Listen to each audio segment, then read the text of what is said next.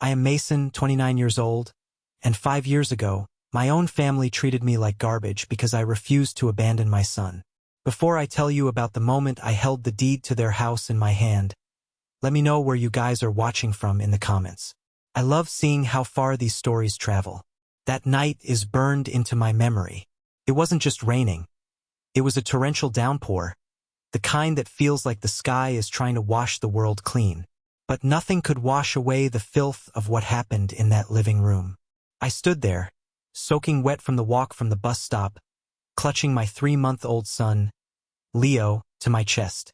He was wrapped in a thin blanket, sleeping against my heartbeat, completely unaware that his entire world was collapsing. "Get out." "My father," Robert said. His voice wasn't loud. It was cold, a flat, indifferent tone that hurt more than a scream. He stood by the fireplace of the family home I had grown up in, a glass of scotch in his hand, looking at me like I was a stranger soliciting money. "Dad, please," I begged. My voice cracked. I'm not ashamed to admit I was begging. A man does whatever he has to do for his child. I just need a place for a few weeks, just until I get my first paycheck from the warehouse. Sarah is gone. I have nowhere else. Sarah, my wife, had passed away from complications after childbirth 3 months prior. The medical bills had wiped us out. The grief had paralyzed me for weeks, and I lost my job at the auto shop. I was drowning. I thought family was the life raft. I was wrong. Family was the anchor dragging me down. My mother, Eleanor, sat on the floral sofa, not even looking at me. She was flipping through a catalog, pretending I wasn't there. "We told you, Mason," she said, her eyes still on the page. "We told you not to marry that girl. We told you she came from nothing. You made your bed. Now sleep in it." "She's dead, Mom," I shouted, causing Leo to stir and whimper. "She's dead. This is your grandson. This is Leo. He's a burden," my brother Carter chimed in. Carter, the golden child. He was 3 years older than me, 32 at the time, and still living at home. He was leaning against the doorway, smirking. Carter had never worked a hard day in his life. He was always between opportunities, or working on a startup, which usually meant gambling away our parents' money or investing in shady crypto schemes. But to them, he could do no wrong. He was the charming one, the one with potential. "You're disrupting the vibe, Maze," Carter said, taking a sip of his beer. "Mom and Dad have a reputation in this neighborhood. They can't have a widower and a crying brat cluttering up the guest room. It looks bad. It looks bad." I stared at him, incredulous. "I'm your brother." "You're a disappointment," my father corrected. He set his glass down. "You chose a mechanic's life. You chose a poor wife. You chose mediocrity. We have standards, Mason. We are Stanfords. We don't run charities for failures." I felt a heat rising in my chest, a mix of rage and absolute despair. "I'm not asking for charity. I'm asking for a roof. I'll pay rent. I'll clean the house. I'll do anything." "No," my mother said, finally looking up. Her eyes were hard, like flint. "If we help you, you'll never learn. You need to hit bottom, Mason. Maybe then you'll realize we were right about everything." "Hit bottom?" I laughed, a dry, hysterical sound. "I'm holding my motherless son in a rainstorm, begging my parents for help. I am at the bottom."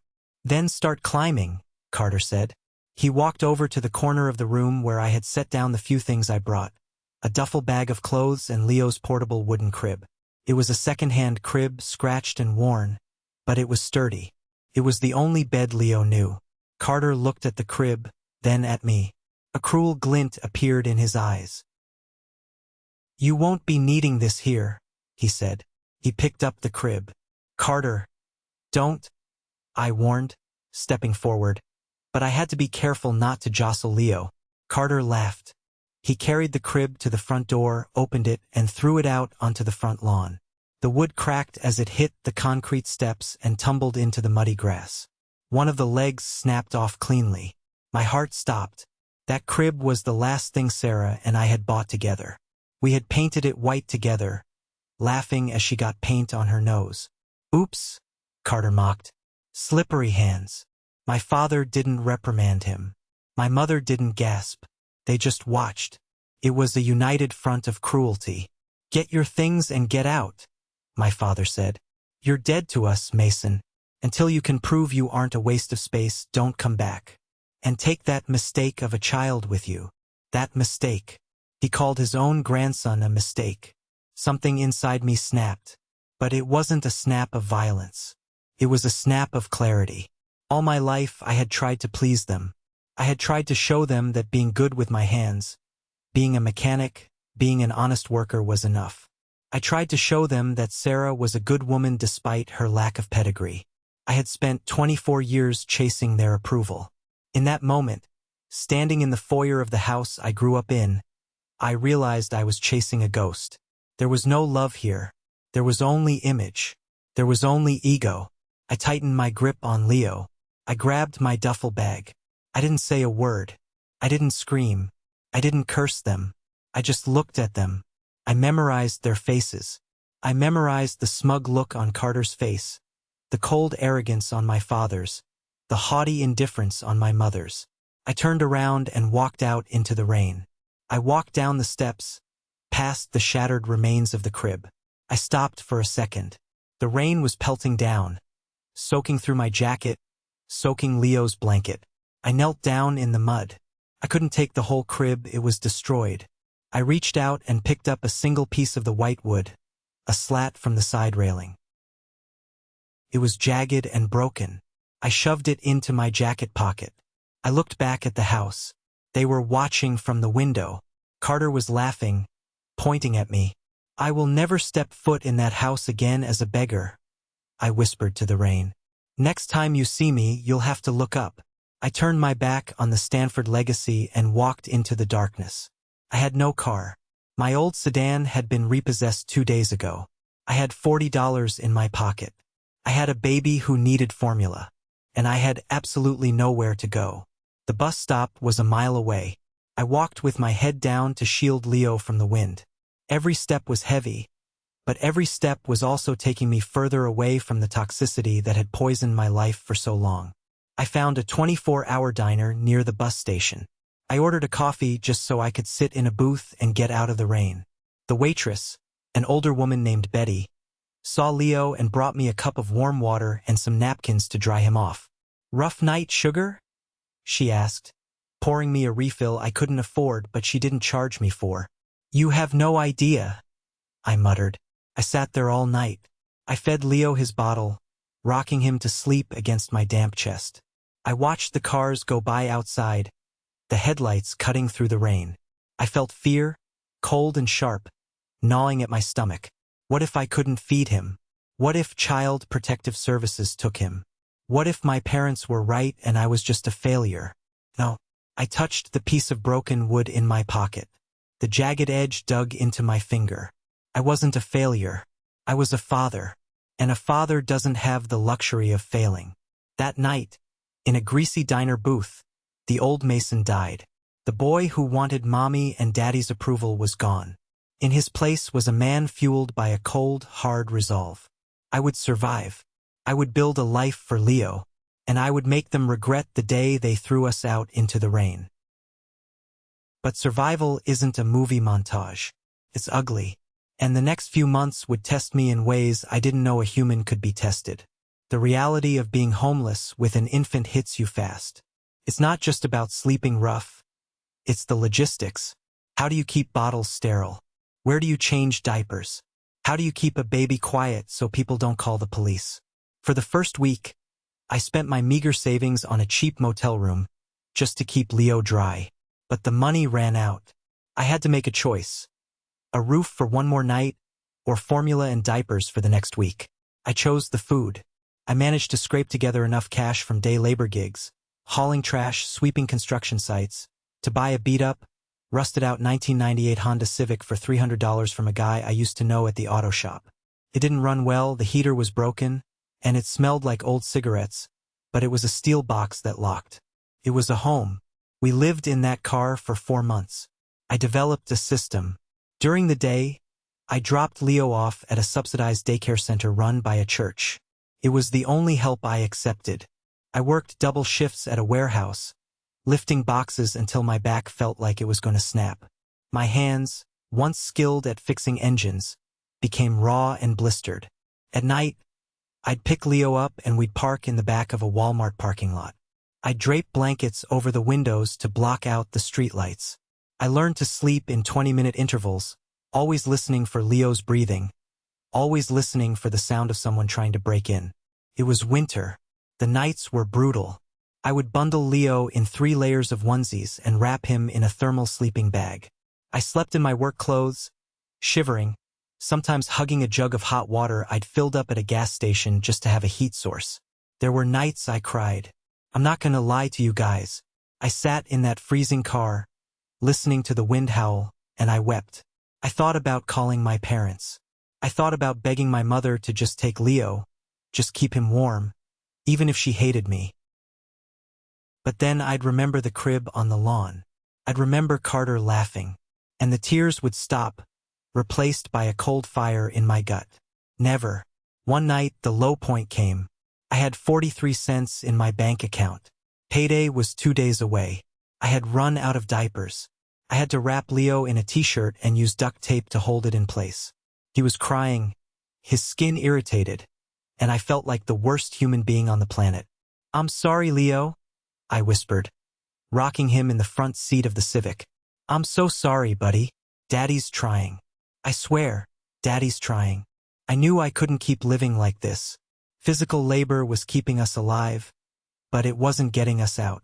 I needed a career. I needed a salary. I needed a future. I started looking for night shifts that allowed for study or downtime. I found a job listing for a night security guard at First City Bank, the biggest bank in the city. Minimum wage, graveyard shift, but it was indoors and it was warm. I got the job. My schedule was punishing. Warehouse from 7 a.m. to 3 p.m. Pick up Leo, nap in the car for 2 hours. Drop Leo at an evening babysitter, a kind lady from the church who charged me next to nothing. Security shift from 8 p.m. to 4 a.m. Sleep in the car from 4 a.m. to 6 a.m. Repeat. I was running on fumes. I was drinking cheap gas station coffee by the gallon. But being inside the bank changed something in me. At night, the bank was silent. It smelled of money and paper. While walking my rounds, I started looking at the papers left on desks. Not snooping for secrets, but trying to understand. I saw loan applications, financial spreadsheets, risk assessment reports. I had always been good with numbers. In high school, I was in advanced math, but my parents never cared. They wanted a lawyer or a doctor, not a mathematician. When I chose to be a mechanic because I liked building things, they wrote me off as blue-collar trash. One night, around 2 a.m., I was patrolling the executive floor. I saw a stack of files on the branch manager's desk, Mr. Blackwood. There was a recycling bin next to it filled with crumpled papers. Curiosity got the better of me. I picked up a crumpled sheet. It was a complex risk analysis for a commercial loan. It was covered in red ink, crossed out, frustrated scribbles. I looked at the numbers. The formula was wrong. They were calculating the compound interest based on a quarterly model, but the revenue projection was monthly. The variables didn't match. I sat down at a secretary's desk outside the office. I grabbed a piece of scrap paper and a pencil. I reworked the equation. I balanced the projection. Took me 40 minutes. When I was done, the numbers sang. It worked. I hesitated. I was just the security guard. I could get fired for touching this. But I thought about Leo in his makeshift diaper. I thought about the cold car. What did I have to lose? I smoothed out my paper-clipped it to the original file on Mr. Blackwood's desk, and continued my patrol. The next night, when I arrived for my shift, the head of security was waiting for me. My stomach dropped. I thought, this is it. I'm fired. Mason, he said, Mr. Blackwood wants to see you. Now. I walked into the corner office. Mr. Blackwood was an intimidating man in his 60s, silver hair, sharp suit, sitting behind a massive mahogany desk. He held my scrap paper in his hand. You're the night guard? He asked, looking me up and down. My uniform was frayed, and I had dark circles under my eyes. Yes, sir. I apologize if I overstepped. I just saw the math was off and— Where did you learn to do this? He interrupted. This is a debt service coverage ratio analysis for a multimillion-dollar merger. My senior analysts have been stuck on this for 3 days. I just like numbers, sir. It just makes sense to me. He put the paper down. He took off his glasses. Sit down, son. I sat. Why are you working security? I need the money, sir. I have a son. You look like you haven't slept in a week. I haven't, sir. Mr. Blackwood looked at me for a long time. He didn't see a security guard. He saw something else. I don't need a guard who does math. I need an analyst who has the hunger to solve problems at 2 a.m. Do you have a degree? No, sir. High school diploma. Unfortunate. But degrees can be earned. Talent cannot. He opened a drawer and pulled out a file. I'm offering you a paid internship in the commercial lending department. It starts at double your current hourly rate. If you do well, we pay for your night school to get your finance degree. If you fail, you go back to the warehouse. I felt tears prick my eyes. I fought them back. I won't fail, sir. One condition, he said. You fix yourself up. Buy a suit. Get a haircut. And get some sleep. You can't analyze risk if you're a zombie. Yes, sir. Thank you, sir. I walked out of that office floating. I went to the bathroom, looked at myself in the mirror. Pale, exhausted, stubble on my face. But for the first time in forever, I didn't see a victim. I saw a beginning. That weekend, I moved us out of the car and into a tiny studio apartment. It was the size of a closet and it had cockroaches, but it had a heater. I put Leo in a real crib, a cheap portable one I bought from Walmart. As I laid him down that night, I kissed his forehead. We're going up, buddy. We're going up. But climbing up means you have to work twice as hard as the people starting at the top. While my brother Carter was out partying with my parents' money, crashing cars and chasing trends, I was entering the grind. The internship wasn't a golden ticket. It was a test by fire. I was the oldest intern by 5 years and the only one without a college pedigree.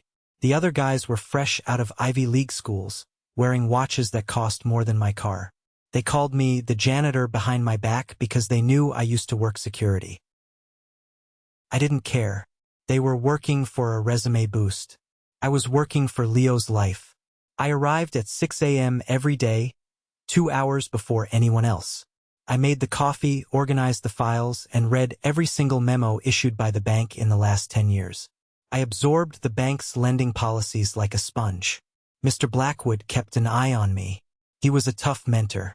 He didn't praise me, he just gave me harder work. If you want to sit in the big chair one day, Mason, he told me, you have to understand that banking isn't about money. It's about people.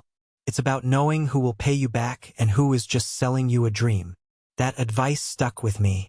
6 months in, a file landed on the dead deal stack. It was a local manufacturing plant requesting a loan to modernize. Every analyst had rejected it because the plant's current cash flow was tight. I took the file home. I stayed up until 3 a.m. analyzing their supply chain. I realized the analysts were looking at past performance, not future contracts. The plant had a pending contract with a major automaker that wasn't reflected in the main summary. I wrote a proposal. I pitched it to Mr. Blackwood. You want to lend $3 million to a company with declining revenue? He asked, raising an eyebrow. They aren't declining, sir. They are retooling. If we bridge them for 6 months, that auto contract kicks in, and their revenue triples. The risk is minimal. The upside is a long-term loyal client. He looked at me, then at the file. He signed it. If this goes south, Mason, you're packing your box. The loan was approved. 3 months later, the contract was signed. The bank made a fortune in interest and fees, and we secured a client for life. That was my breakthrough. I was promoted to junior analyst, then senior analyst. I started night school, devouring accounting and business law classes. I slept 4 hours a night for 3 years. I missed some of Leo's milestones. His first steps happened while he was at daycare, and that guilt ate at me. But every time I looked at his college fund growing in my savings account, I knew I was doing the right thing. While I was climbing, my family was slipping. I kept tabs on them. I admit it. I wasn't ready to let go completely. I followed Carter on social media. It was a train wreck. Year 1. Carter posted photos of a new sports car my parents bought him. Crypto King. The caption read. Year 2. The car was gone. He was posting about a revolutionary app he was developing. He needed investors. Year 3. Silence. Then I heard through the grapevine, old neighbors, that the police had been to the Stanford house. Domestic disturbance. Carter had thrown a vase through a window during an argument about money. My parents were bleeding cash to keep him afloat.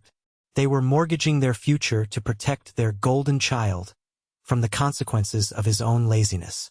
They were paying for his lawyers, his debts, his lifestyle. Meanwhile, I was becoming a ghost to them. They didn't know I had graduated top of my class. They didn't know I was now the youngest assistant branch manager in the region. They didn't know I had traded the rusted Honda for a reliable, safe SUV. I didn't reach out. Not once. I didn't send a Christmas card. I didn't send photos of Leo. They had made their choice in the rain. Then came the opportunity that changed everything. Mr. Blackwood called me into his office. It had been 5 years since he found me with the flashlight. He looked older, tired. He was ready to retire. The board is looking for a new branch manager for the downtown branch, he said. It's the flagship location. It's high pressure. The portfolio is messy. There are a lot of bad loans on the books that need to be cleaned up. I'm listening, I said. They want an outsider. Someone ruthless enough to cut the dead weight but smart enough to save the valuable assets. I recommended you. I'm not an outsider, sir. I'm homegrown. You're an outsider to the old boys club, Mason. You have grit. The board liked your numbers. The job is yours if you want it. It comes with a significant salary increase, stock options, and full autonomy over the loan book. Full autonomy? I asked. Total control. You decide who gets an extension and who gets foreclosed on. A chill went down my spine. The downtown branch held the mortgages for the prestigious neighborhoods. The neighborhoods where the old money lived. The neighborhood where the Stanford family lived. I'll take it, I said without hesitation. I walked out of that office as the new branch manager. I went straight to the best tailor in the city. I bought 3 bespoke suits. I bought a pair of Italian leather shoes. I got a fresh haircut. I looked in the mirror. The scared kid in the rain was gone. The exhausted security guard was gone. Staring back at me was a man of power. A man of consequence. But the real work was just beginning. I spent the first week auditing the branch's entire loan portfolio. I stayed late every night, digging through the digital files. And then I found it. File number 89204. Borrowers, Robert and Eleanor Stanford. My heart hammered against my ribs. I opened the digital file. It was a disaster. They had refinanced the house 3 times in the last 5 years. They had a home equity line of credit that was maxed out. They had missed 2 payments in the last quarter. The notes from the previous manager were telling. Clients requesting another extension, citing temporary liquidity issues due to son's business investments. Risk level high. Recommend foreclosure if next payment is missed. They were broke. My arrogant, wealthy parents were on the brink of losing everything. I sat back in my leather chair, staring at the screen. I could have just foreclosed on them right then. I had the authority. I could have sent the sheriff to their door with an eviction notice. But that was too easy. That was too impersonal. I wanted them to see me. I wanted them to know exactly who was taking their house. I pressed the intercom button. Sarah? Yes, Mr. Stanford? My assistant replied. File number 89204. The Stanfords. Their loan is up for review next week. Their grace period expires on Tuesday. Yes, sir. Should I send the standard foreclosure warning letter? No, I said, my voice steady. Call them. Tell them the bank is willing to discuss a restructuring of their debt. Tell them the new branch manager personally reviews all high-value distressed assets. Set up a meeting for 9 a.m. tomorrow. Okay. Do they know you? Sarah asked, knowing my last name was the same. No, I said. They don't know me at all. Make sure you don't mention my first name. Just say, the manager. Understood. I hung up. I spun my chair around to look out the window at the city skyline. It was raining again, a light drizzle. But this time, I was on the 20th floor, warm and dry. I reached into my desk drawer. I pulled out the piece of broken white wood, the slat from the crib. I had kept it for 5 years. I ran my thumb over the jagged edge. Get ready, Leo, I whispered to the empty office. Daddy is about to bring the hammer down. The morning of the meeting, I arrived at the bank at 7 a.m. I wanted everything perfect. I checked the lighting in my office. I arranged the files on my desk. I placed the broken crib slat in the center of the desk, right next to my shiny new nameplate. Mason Stanford, branch manager. It was a strange object to have in a corporate office, a piece of jagged painted wood. But it was the most important thing in the room. At 8:45 a.m., Sarah buzzed me. They're here, sir. Describe them, I said. Well, Sarah lowered her voice. They look stressed. The older gentleman is pacing. The woman is complaining about the coffee in the waiting area. And there's a younger man with them. He's on his phone playing a game with the volume up. He's wearing sunglasses inside. Carter. Of course, he came. He probably sniffed money. He probably thought this restructuring meant another payout he could siphon off. Let them wait, I said. Let them sit there for 20 minutes. Sir, their appointment is at 9. I know. Power isn't just about having the money, Sarah. It's about controlling the time. Let them sweat. I watched them on the security camera feed on my monitor. They looked older. My father's hair was completely white now, and his shoulders were slumped. My mother looked brittle. Her makeup applied a little too heavily to hide the lines of worry. And Carter looked puffy, dissipated. He had gained weight, and he had that twitchy energy of an addict. They were arguing. I couldn't hear the audio, but I saw my father gesture angrily at Carter. Carter just rolled his eyes and went back to his phone. The happy family facade was cracking. At 9:20 a.m., I gave the signal. Send them in. I turned my high-backed executive chair around so I was facing the window, my back to the door.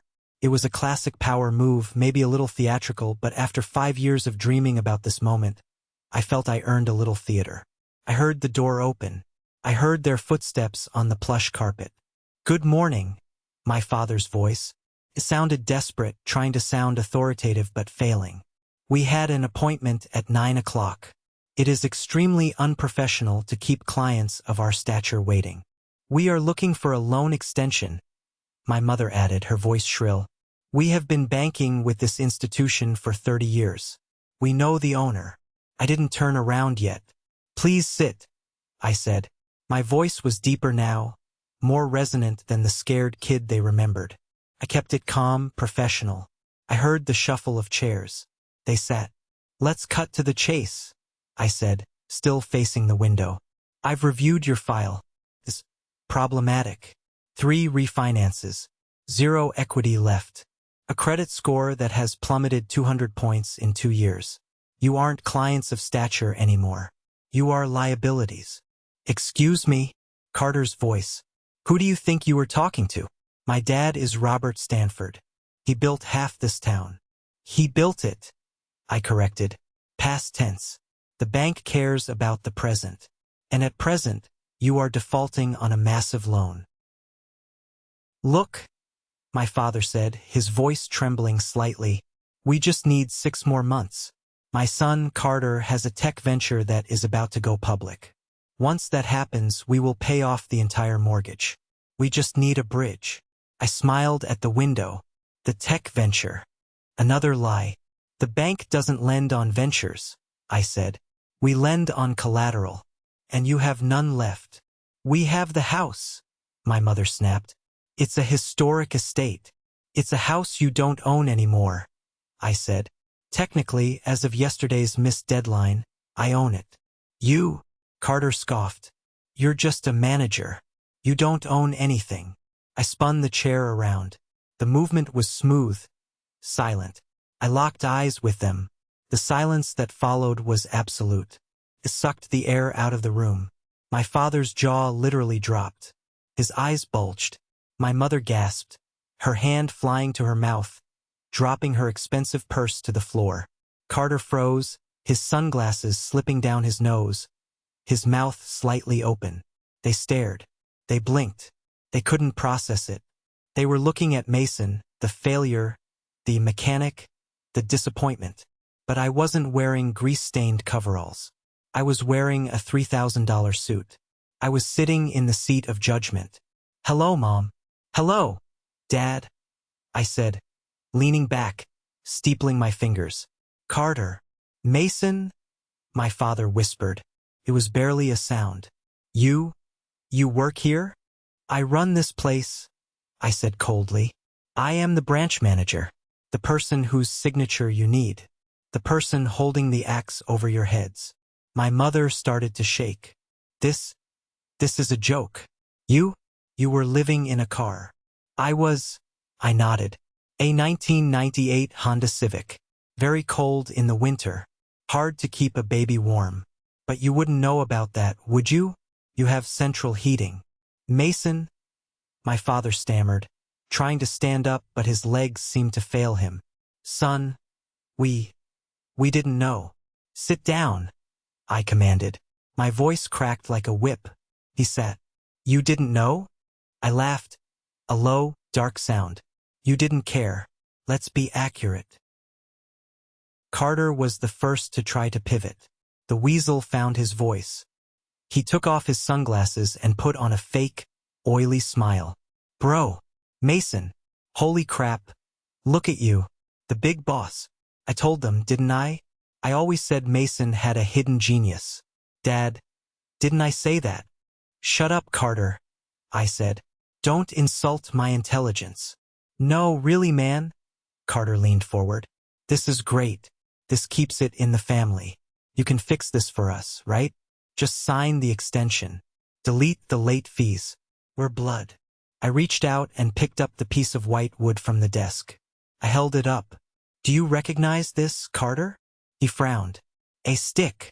It's a slat from Leo's crib," I said softly. "The one you threw on the lawn. The one you broke.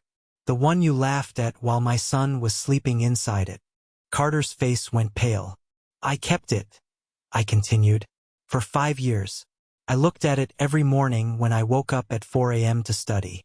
I looked at it every time I wanted to quit. This piece of wood is the reason I am sitting in this chair, and you are sitting in that one. I looked at my parents. You said I was dead to you. You said I was trash. You told me to get out until I proved I wasn't a waste of space." I slammed the file on the desk. "Well, here I am. Have I proven it yet?" My mother burst into tears. But they weren't tears of joy. They were tears of terror. She realized the power dynamic had completely flipped. "Mason, please," she sobbed. "We were hard on you. We thought it was tough love. We wanted you to succeed." "Liar," I said. "You wanted me to disappear so I wouldn't embarrass you. Don't rewrite history." "We are desperate," my father said, his voice breaking. "We have nowhere to go. If we lose the house, the humiliation, our friends." "Ah," I nodded. "The humiliation, that's what matters. Not where you sleep, but what the neighbors think." "Please," my father said. He stood up again, shaky. He looked at me, then looked at the floor. And then the proud Robert Stanford, the man who never apologized to anyone, slowly lowered himself. He dropped to his knees on the carpet. "Robert," my mother gasped. "I'm begging you, son," he said, head bowed. "Don't take our home. Don't do this to your family." My mother slid off her chair and knelt beside him, clutching her pearls. "Please, Mason, forgive us. We're old. We're your parents." Carter sat there, looking terrified, looking between his kneeling parents and me. "Get on your knees, Carter," I said calmly. "What?" Carter bristled. "You heard me. If you want even a chance of walking out of here with a roof over your head, get on your knees." Carter hesitated. He looked at the door. He looked at me. His ego warred with his cowardice. Cowardice won. He slid out of the chair and knelt next to them. 3 of them. On their knees. In my office. It was the image I had dreamed of. The ultimate revenge. But as I looked at them, pathetic, small, broken, I didn't feel the rush of joy I expected. I felt disgust. And I felt a profound sense of closure. I wasn't the boy seeking their approval anymore. I was the man deciding their fate. Get up, I said, disgusted. You look pathetic. They struggled to their feet, hope flickering in their eyes. So, you'll sign the extension? My father asked, wiping his knees. No, I said. The hope vanished. I'm not going to sign an extension based on lies, I said. I'm going to expose the truth. I opened a second folder on my computer. You said Carter has a tech venture. You said the money went to investments. I turned the monitor screen around so they could see it. This is a forensic accounting of your withdrawals over the last 2 years. Carter didn't invest in tech. Carter transferred $400,000 to 3 online gambling sites based in Malta, and another $150,000 to a cryptocurrency wallet that turned out to be a Ponzi scheme. My parents stared at the screen. The numbers were undeniable. What? My father whispered. He turned to Carter. You said the market was just down. You said the app development was expensive. He lied to you, I said. He milked you dry. He stole your retirement, he stole your equity, and he gambled it away on poker and fake coins. Carter. My mother looked at her golden child with horror. Carter was backing away toward the door. It's not. The numbers are wrong. Mason cooked the books. He's lying. These are bank records, Carter, I said. They don't lie. And here's the kicker. I pulled out a piece of paper. This loan application from 6 months ago, the one that secured the last $50,000 against the house, the signature says, Robert Stanford. But the handwriting match says, Carter Stanford. My father grabbed the paper. He looked at the signature. He knew. You forged my signature? My father roared. His face turned purple. You stole from us? You committed fraud. I was going to win it back. Carter screamed, cornered. I just needed one big score. I was going to pay you back double. Mason is just jealous. He's trying to ruin me. You ruined yourself, I said. And you took them down with you. I looked at my parents. This is the son you sacrificed me for. This is the future you bet on. How's that return on investment looking, Dad? My father looked at Carter with a hatred I had never seen before. He lunged at him, grabbing Carter by the collar. You parasite. I gave you everything. Security. I pressed the button. 2 uniformed guards burst into the room within seconds. Escort these gentlemen out, I said, and call the police. We have a confirmed case of wire fraud and forgery regarding Mr. Carter Stanford. No, Dad, help me. Carter screamed as the guards grabbed him. Don't touch him, my mother shrieked, but she was held back. Take them all out, I said. I have work to do. As they were dragged out of my office, Carter screaming, my father shouting curses at Carter, my mother weeping, I turned my chair back around to face the window. I looked at the rain falling on the city. I picked up the slat of the crib and tossed it into the trash can. I didn't need it anymore. The silence in the office after they left was heavy, but it wasn't empty. It was filled with the hum of the air conditioning and the distant sound of sirens. Likely the police arriving to pick up Carter. I sat there for a long time. My hands were shaking slightly, not from fear, but from the adrenaline dump of 5 years of suppressed rage finally being released. Sarah knocked softly on the open door. Mr. Stanford? The police are downstairs. They want to know if the bank is pressing charges against Mr. Carter Stanford. I didn't hesitate. Yes, fraud is fraud. If we let him go, the bank looks weak. Proceed with the charges. And the parents? Sarah asked gently. They aren't being charged. But the foreclosure process begins today. Understood. That evening, I drove home to my new house. It wasn't a mansion, but it was a beautiful, four-bedroom colonial in a quiet neighborhood with great schools. It had a big backyard with a swing set. I walked in. The babysitter, Mrs. Higgins, was in the kitchen making mac and cheese. Leo, now a 5-year-old bundle of energy, came sprinting down the hall. "Daddy!" he shouted, launching himself at my legs.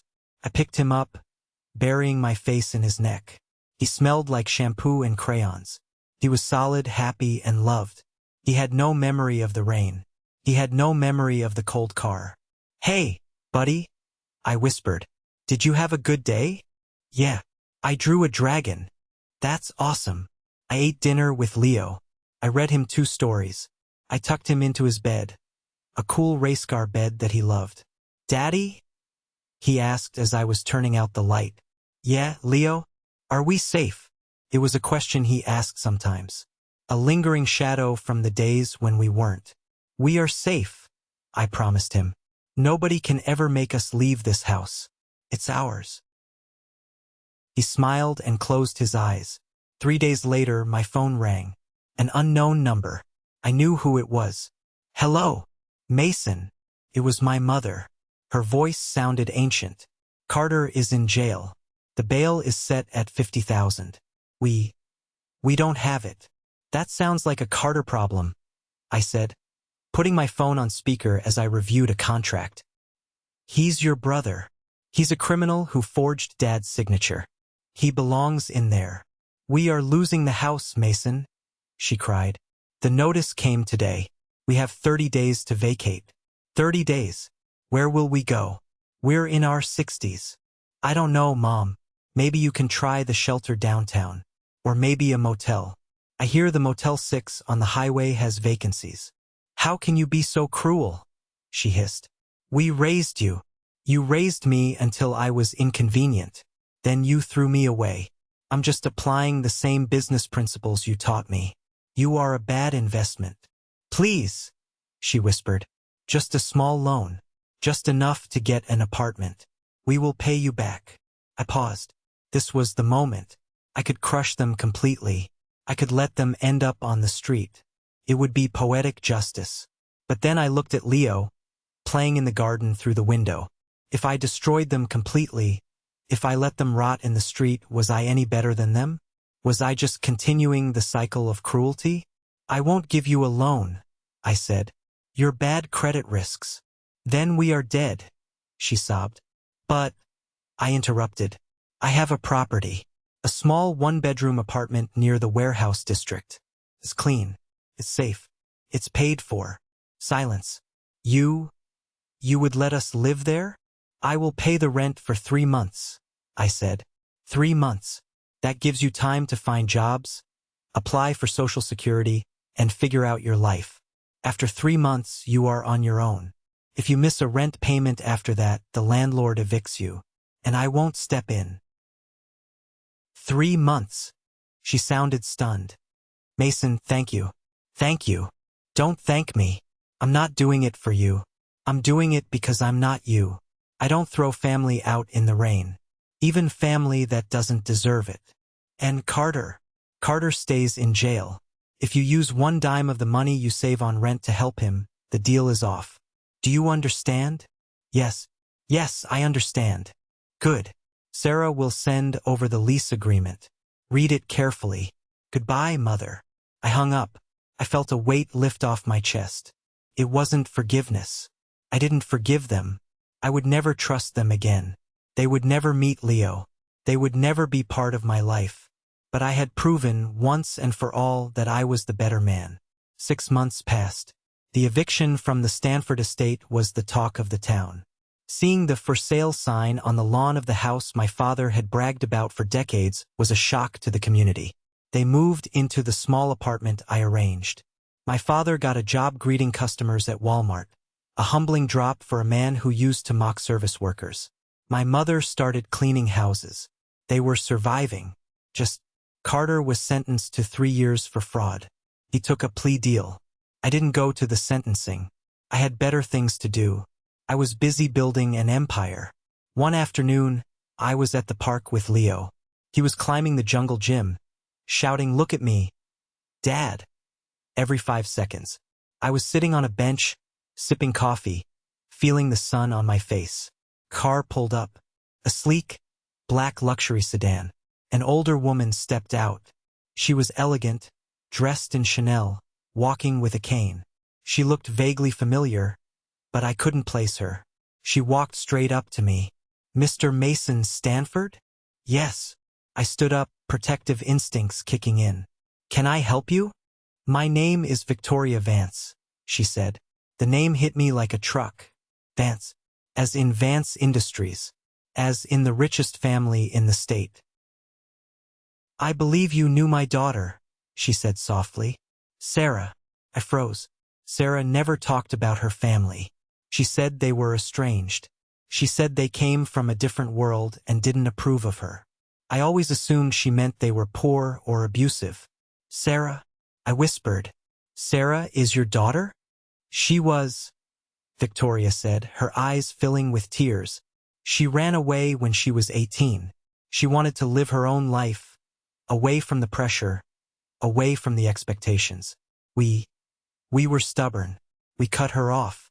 We thought she would come back when she ran out of money." She looked at Leo on the slide.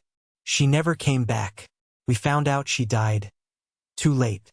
We hired investigators to find her child." "You're Leo's grandmother," I said, stunned. "Yes." She looked at me. "And we investigated you, Mason. We watched you." "Watched me?" "When you were in the car," she said, her voice trembling. "When you were working the warehouse. When you were studying at night. You watched us suffer?" My anger flared. "You could have helped. We were sleeping in a Honda." "I know," she said, shame washing over her face. "My husband. He is a hard man. He wanted to see if you were worthy. He wanted to see if you were just another gold digger chasing Sarah, or if you were a real man." "I don't care about your husband's tests," I snapped. "My son froze at night." "I know, and I am so sorry. But I intervened where I could." I frowned. "What do you mean?" "The security job," she said. "Mr. Blackwood is my cousin. I asked him to give you a chance. Not a handout, but a chance. I told him to look at your math skills." My jaw dropped. The lucky break. The flashlight moment. It wasn't entirely luck. "And the loan for the manufacturing plant? The one that got you promoted?" "My husband's company signed that contract with them to ensure the loan would perform." I stepped back. "So, none of it was me? It was all you pulling strings?" "No," she said firmly. "We opened the door, Mason. You walked through it. You did the work. You stayed up till 4 a.m. You saved the bank. You raised that boy with love and integrity. We just leveled the playing field." She reached into her purse and pulled out an envelope. "My husband passed away last month. He left this for Leo. It's a trust fund. It's substantial. But he also left something for you." She handed me a letter. I opened it. It was a letter of apology from a man I never met. A man who admitted he was wrong about me. And inside was a check. A check for the exact amount of the mortgage on my new house. "He wanted you to be free," Victoria said. "He respected you, Mason, more than he respected anyone." I looked at the check. Then I looked at Leo. "I don't need your money," I said quietly. "I made my own." Victoria smiled. "I know you did. That's why you deserve it. Take it. For Leo. For Sarah." I looked at the woman. I saw the grief in her eyes. The same grief I carried. She had lost a daughter. I had lost a wife. "Would you like to meet him?" I asked, gesturing to Leo. Her face lit up. "More than anything." "Leo," I called out. "Come here, buddy. There's someone I want you to meet." As Leo ran over, smiling that toothy grin, I realized the circle was complete. My parents, who cared only about money and status, had lost everything. And Sarah's parents, who actually had the money and status, only cared about the one thing money couldn't buy: family. I shook Victoria's hand. "This is your grandma Victoria," I told Leo. As she hugged him, weeping softly, I looked up at the sky. It wasn't raining. It was a bright, clear blue. I had walked through the storm. I had carried my son through the mud. And we had made it to the other side. My name is Mason Stanford. I was once dead to my family. Now, I am more alive than I have ever been. The 3 months of rent I paid for my parents came and went. I didn't check on them. I didn't drive by the apartment complex to see if they were keeping it clean. I treated it exactly like a business transaction that had concluded. The contract was fulfilled. The file was closed. But life has a funny way of testing your resolve just when you think you've fortified your walls. Over the next 4 years, my life accelerated in ways that felt almost dreamlike. With Victoria Vance, Grandma Victoria, as Leo called her, part of our lives the world opened up. It wasn't just about her money, though I won't pretend the Vance fortune didn't smooth out the road. It was about her wisdom. She taught me how to navigate the upper echelons of society, not as an imposter, but as a man who belonged there. I was promoted again, this time to regional vice president. I was overseeing 20 branches. My suit game improved. My handshake got firmer. I bought a vacation home in Aspen because Leo loved the snow. Leo was growing into this incredible, empathetic young man. I made sure of one thing: he would never ever turn into a Carter. We volunteered at soup kitchens on Thanksgiving. I made him save half of his allowance. When he wanted a new video game console, he had to earn it by doing chores. I was terrified that the Stanford entitlement was genetic. But watching him share his toys with kids at the park, watching him gently help Victoria up the stairs, I knew the curse was broken. But you can't build a future without the past trying to claw its way back in. It started with a letter from the Department of Corrections. Inmate release notification. Carter Stanford. He had served his time. 3 years for fraud. He was getting out on parole for good behavior. The letter felt heavy in my hand, like it was made of lead. I stared at it while standing in my kitchen, the morning sun streaming in, realizing that the peace I had cultivated was about to be threatened. I didn't tell Leo. I didn't tell Victoria. I just hired private security for the house. Just a precaution, I told myself. 2 weeks after his release, the inevitable happened. I was at the ribbon-cutting ceremony for the Sarah Stanford Center for Financial Literacy. It was a nonprofit I started, funded by the bank in Victoria, to teach low-income families how to manage debt, build credit, and start businesses. It was my way of honoring Sarah, preventing others from falling into the trap of poverty that almost crushed us. The event was black tie. The press was there. The mayor was there. I was standing at the podium, looking out at the crowd, feeling a swell of pride. Victoria was in the front row, beaming. Leo, now 9 years old, was sitting next to her in a little tuxedo, looking bored but trying to be polite. Then I saw him. At the back of the ballroom, near the catering entrance, there was a commotion. Security was trying to hold someone back. It was Carter. He looked rough. He was thinner than I remembered, his face gaunt, his hair thinning. He was wearing a cheap, ill-fitting suit that looked like it came from a thrift store. But his eyes were the same. Arrogant, desperate, entitled. He was shouting something, pointing at me. The cameras started to turn. The murmurs began. I could have ignored him. I could have let security drag him out. But I realized this was the moment. The final test. "Excuse me for a moment," I said into the microphone. My voice was calm, amplified across the silent room. I stepped off the stage. I walked down the center aisle. The crowd parted for me like the Red Sea. I could feel their eyes on me, the wealthy banker confronting the intruder. I walked all the way to the back. "Let him go," I told the security guards. They hesitated, but they released him. Carter straightened his jacket, trying to regain some dignity. He smelled of stale cigarettes and nervous sweat. "Mason," he said, a breathless, frantic smile on his face. "Quite a party. I tried to call, but your secretary is a pit bull." "What do you want, Carter?" I asked. I didn't shout. I stood tall, hands in my pockets, looking him dead in the eye. "I just got out," he said, loud enough for people nearby to hear. "I've paid my debt to society, Mason. I'm a free man. I saw this on the news, the Sarah Center. Touching. Really? What do you want? I repeated.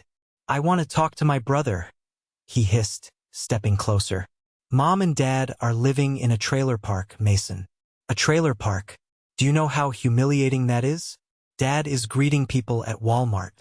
Mom is cleaning toilets. And look at you. He gestured around the room. You have all this. The Vance money, the bank money, and you leave your family to rot. I gave you 3 months, I said. I gave you a clean slate. What did you do with it? It wasn't enough, Carter shouted. Nobody would hire me. I have a record now because of you. You pressed charges. You forged a signature. I corrected him. You did that. Not me. I need a job, Mason. Carter's voice cracked, shifting from aggression to begging. I need a loan, just to get back on my feet. I have an idea for a business. I laughed. Couldn't help it. It was a sad, hollow laugh. You never change, do you? I said, shaking my head. You just spent 3 years in prison, and the first thing you do is come here and ask for money for another idea? I'm your brother, he screamed. Blood is thicker than water, and toxicity is thicker than both, I said. I turned to the crowd, to the cameras. I wanted everyone to see this. This man, I said, pointing at Carter, is my brother. Yes.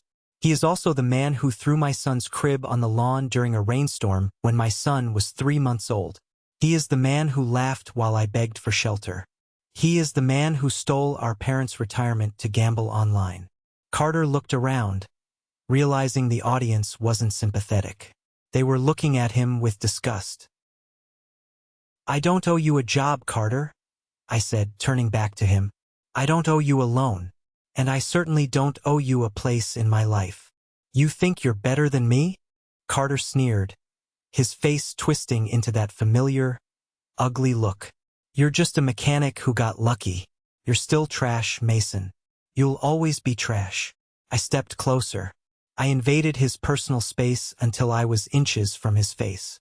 I might be trash to you, I whispered, low and dangerous, but I'm the trash that owns the mortgage on your freedom. Violation of parole includes harassment and causing a public disturbance. Do you want to go back in tonight? Carter froze. Fear flickered in his eyes. He knew I had the power to make that call. Go, I said. Walk out that door. Go find a job. Start at the bottom like I did. Wash dishes. Dig ditches. Earn $1 with your own sweat for the first time in your life. Maybe then we can talk. But until you show me you can be a man, stay away from me and my son. Carter stared at me. He looked at the security guards who were ready to pounce. He looked at the wealthy, powerful people staring at him with judgment. He crumbled. The arrogance evaporated, leaving just a small, broken man. He turned around and walked out the door. He didn't look back. I watched him go. I felt a hand on my arm.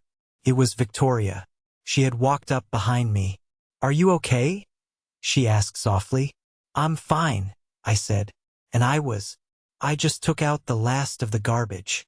I returned to the stage. I finished my speech. And that night, I donated an extra $50,000 to the center in Carter's name, specifically for a program that helps ex-convicts find manual labor jobs. I figured it was the most poetic charity I could offer. But the story of my parents wasn't quite done. Carter was the explosive conflict, but my parents were the slow, tragic decay. A few months after the gala, I was driving through the outskirts of town. I was in my car, a vintage Porsche 911 that I had restored myself. It was my weekend passion project. It was ironic, really. Carter used to drive a Porsche paid for by Daddy to look rich.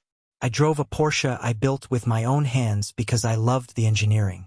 I passed a rundown trailer park. I don't know why, but I pulled over. I knew they were there. I had seen the address on the paperwork when I paid that initial 3 months of rent. I sat in the car, the engine idling. I watched. I saw my father. He was walking out of a single-wide trailer. He was wearing a blue vest with the Walmart logo. He looked 20 years older. He was walking with a limp. He was carrying a plastic bag of groceries. He stopped to check the mail. He looked at a bill, shook his head, and shoved it in his pocket. Then he looked up. He saw the Porsche. It was hard to miss in that lot. I saw recognition dawn on his face. He squinted. He took a step toward the car. I had a choice. I could roll down the window. I could wave. I could hand him a wad of cash that would mean nothing to me but everything to him. I could invite him to see Leo. I thought about the rain. I thought about the words, "You're dead to us." He had killed the relationship. You don't resurrect the dead just because you feel pity. I shifted the car into gear. I didn't rev the engine aggressively. I didn't burn rubber. I just slowly, smoothly pulled away. I watched him in the rearview mirror. He stood there, watching me go, a small, lonely figure against a backdrop of poverty he had created for himself. He raised a hand, halfway, as if to wave or call out. Then he let it drop. That was the last time I saw him. Sounds cold, I know. Some of you watching this might think, "Mason, you have millions. Why not buy them a house?" Because money fixes financial problems. It doesn't fix character problems. If I bought them a house, they would treat me like a bank again. They would treat Carter like a prince again. They would never learn. By leaving them there, I was giving them the only thing they had never given me: the consequences of their own actions. Years blur when you are happy. Leo grew up. He went to college, not because he had to, but because he wanted to study architecture. He wanted to build things just like I did, but on a grander scale. Victoria passed away when Leo was 20. It was a peaceful end.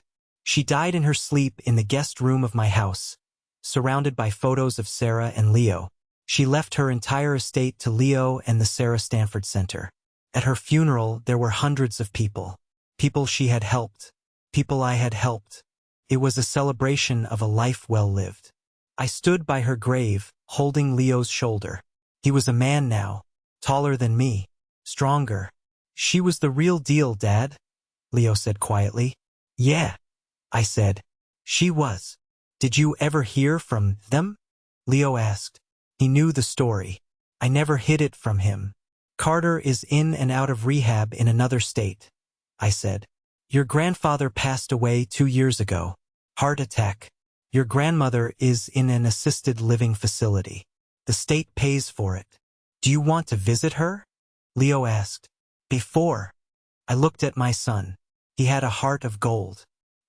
He was willing to offer grace to a woman who had called him a mistake. "No," I said. "I made my peace, Leo. My peace is standing right here next to me. My peace is the work we do at the center. Visiting her wouldn't bring closure. It would just open a wound that has finally healed." Leo nodded. He understood boundaries in a way I hadn't at his age. A few days later, I was cleaning out my home office. I was thinking about retiring. I wanted to travel, maybe restore another car. I opened the bottom drawer of my desk. It was full of old hard drives and tax returns. But way in the back, tucked into an envelope, was a photograph. It was a picture of me, Sarah, and newborn Leo. We were sitting on the floor of our tiny apartment before she died. We looked tired. We looked poor. But we looked happy. And in the background of the photo, you could see it. The white crib, whole, unbroken. I stared at that crib. For years, I had held onto the anger of that broken slat. I had used it as fuel. It was the coal in my furnace. Every time I worked a double shift, every time I outsmarted a competitor, every time I stared down my parents, I was burning that anger. But looking at the photo, I realized the fire was out. I didn't feel angry anymore. I didn't feel the need to prove anything to anyone. I had won. But winning wasn't about the money in the bank or the title on the door. Winning was the fact that Leo had never known a single night of insecurity since that day in the rain. Winning was the fact that I had broken the cycle of abuse. I took the photo and placed it in a frame on my desk. Then, I did something I hadn't done in decades.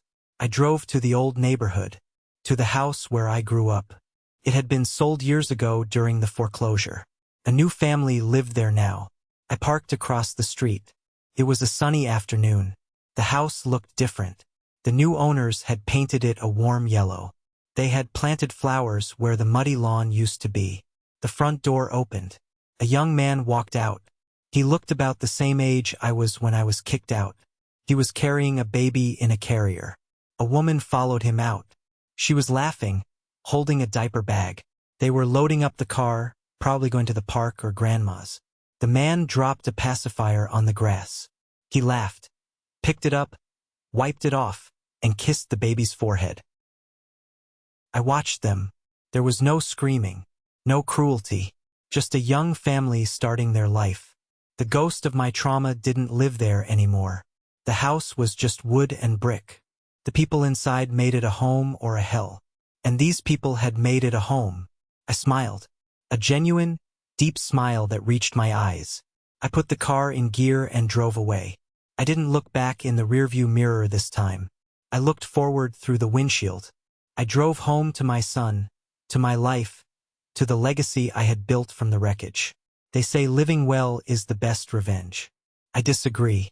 Living well is the only thing that matters. The revenge part? That's just a distraction. I had finally stopped being the son who was thrown away. I was just Mason, and that was enough. So that's my story. It's a heavy one, I know. But if you're still here with me, I want you to take away something more than just the drama of a family feud. The biggest lesson I learned wasn't about finance or compound interest. It was about the definition of family. We grow up thinking family is biology. We think we owe our parents everything because they gave us life. But here is the hard truth. Biology is an accident. Family is a choice. My parents and Carter? They were my relatives. But Victoria, Mr. Blackwood, Sarah, Leo, that was my family. Family are the people who hold the umbrella when it rains, not the ones who lock the door. If you are in a toxic situation right now, if you are seeking approval from people who refuse to give it, if you are holding on to a broken crib of your own, please hear me. You cannot heal in the same environment that made you sick. Sometimes you have to walk away into the rain to find your sunshine. It's scary. It's lonely. But you are worth more than their validation. You are the architect of your own value. Don't let anyone, not even your mother or father, tell you that you are trash. You are a masterpiece in the making. I want to hear from you. This is the most important part of this video for me. Have you ever had to cut off a family member to save your own peace? Or maybe you've been the one who had to rebuild from zero. I want you to leave a comment below. If this story resonated with you, if you agree that we need to break these toxic cycles for the next generation, please type the word good in the comments. Just that one word tells me that you understand, that you're with me, and that you value the lesson over the drama. And if you have a story of your own, share it. Let's make this comment section a place of support, not judgment. Thank you for listening to my journey. Thank you for seeing me. I'm Mason, and I'll see you in the next video. Stay strong.